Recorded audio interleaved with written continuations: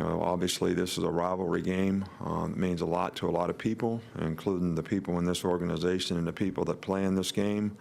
We've had some real struggles at times with this team, and this team we have a lot of respect for. Butch Jones has done a nice job there, and this team could be very easily 5-1. They lost 2 games on the last play of the game, basically, or came down to the last play of the game, whether they scored or gave up a score. They've got good players. They got a really good running back in Kelly, who's one of the top rushers in the SEC. Their defense, and especially the secondary, has played really, really well. Top-ranked, pass defense, one of the top-ranked pass defenses in the country.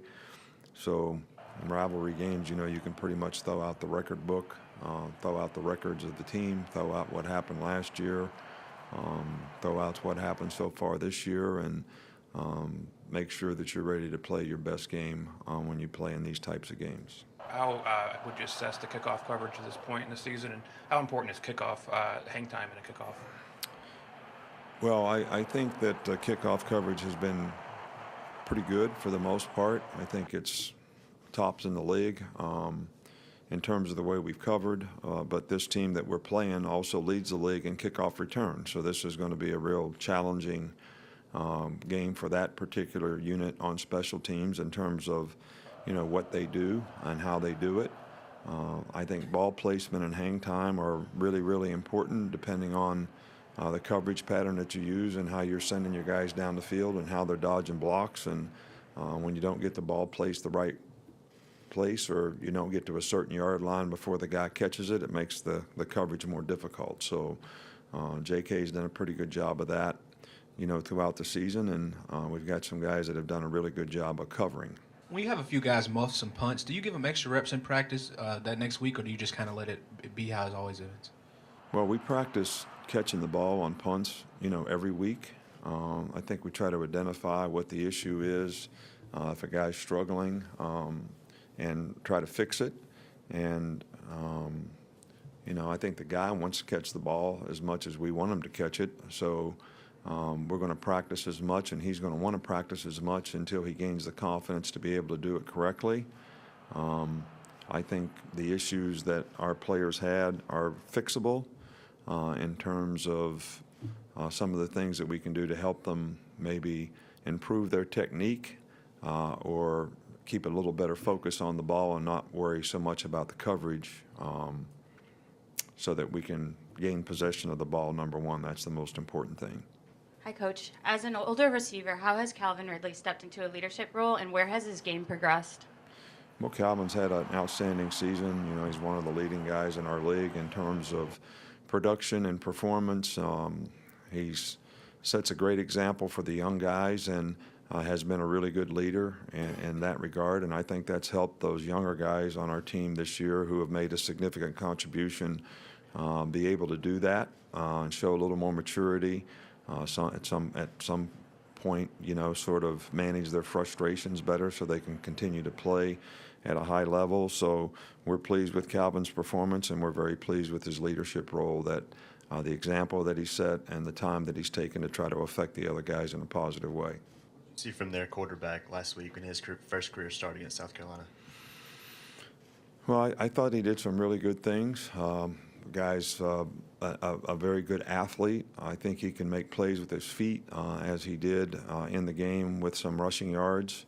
And I think that he's certainly talented enough as a passer to make all the throws. I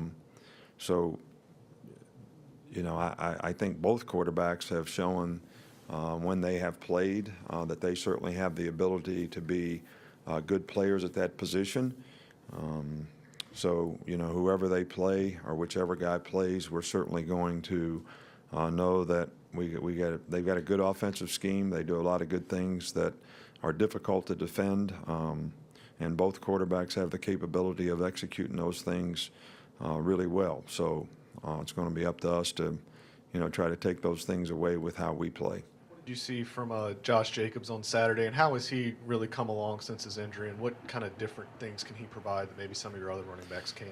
Well, I think he's a really good change of pace guy. He's an easy guy to create roles for because he's got a lot of diversity as a player. He's a very good receiver. He's an inside runner. He's an outside runner. But I do think he's a little bit of a change of pace guy relative to the other two guys, Damian and Mabo, when they play. And, we're glad that he's healthy, and hopefully he can stay healthy and continue to play well. And I was really pleased with the contribution that he made and some of the plays that he made in the game, and hopefully we'll be able to build on that. You've spoken quite often about this team's identity this year. What do you feel like it is right now, and how much farther do you need, or how much more do you need to see? Well, I think your identity is something that you do on an ongoing basis. I don't think you've ever really arrived, because at the end of the day, who you are is based on the entire body of work and your ability to be consistent throughout the entire body of work. So, how that continues to develop and where it is based on the consistency of how we do it, not how we did it the last 10 minutes relative to how did we do it a week ago. So this is the challenge for everyone, to be committed and to buy into the things that they needed to do to play at a high level all the time when it comes to discipline, toughness, effort, finishing plays, finishing games. So I don't think you've ever arrived at that. I don't think that's something you can say, okay, we got it now we can just take it for granted that we're always going to have it. I don't think it works that way. I think it's a psychological disposition that is something that has to be there for you to play with the intensity that you need to play with every time you go out and play, every play that you go out and play, and that's the challenge of being a great competitor. Once you get out of training camp and get into a season, is there a certain point of the season where you see more improvement than other parts, and how important is it to keep it going as you're going along? Oh, it's important to keep it going. There's no doubt. You want everybody to show improvements. You want everybody to get better. I think it's probably different with different guys. Some guys improve a little bit more as time goes on. Other guys struggle a little bit more. It takes them a little longer.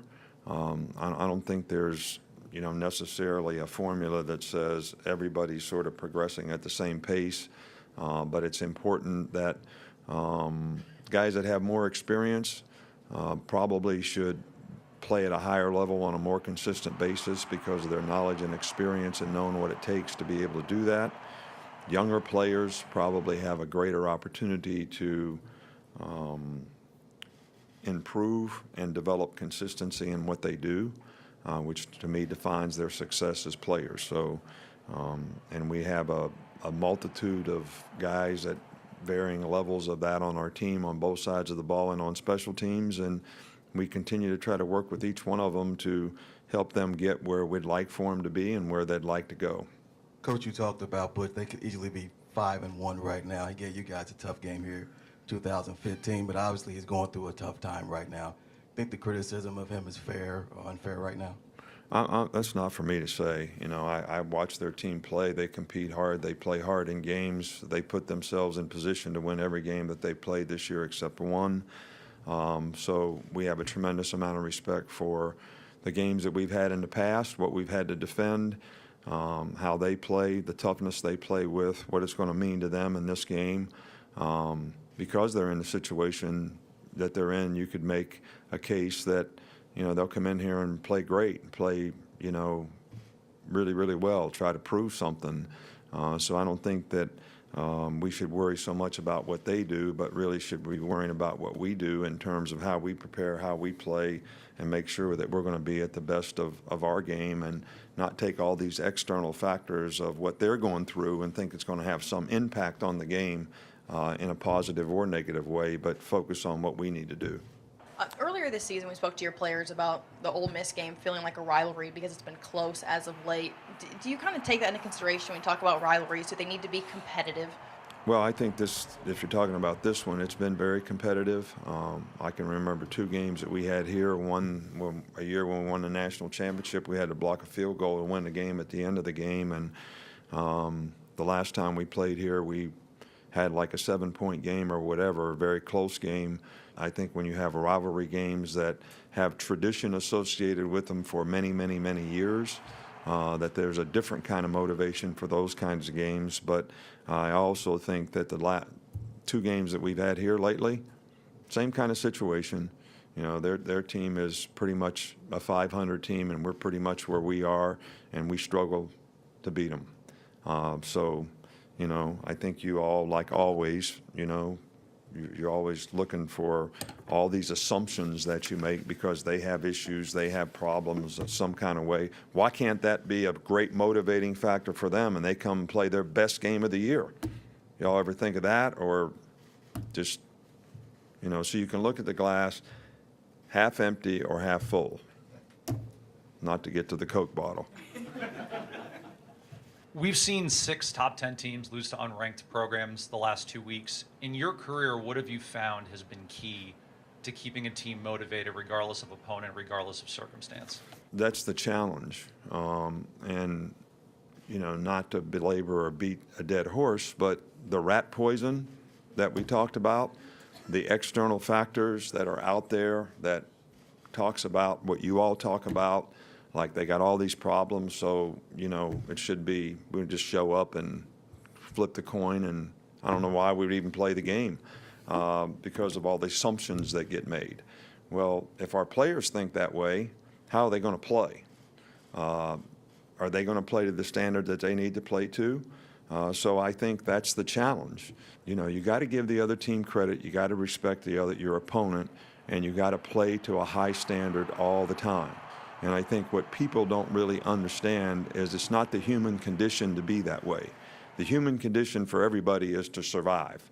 All right, that's how we all got here. That's how we all started. That's what we all want to do. It wasn't to be the best that you could be or win the championship. That's special.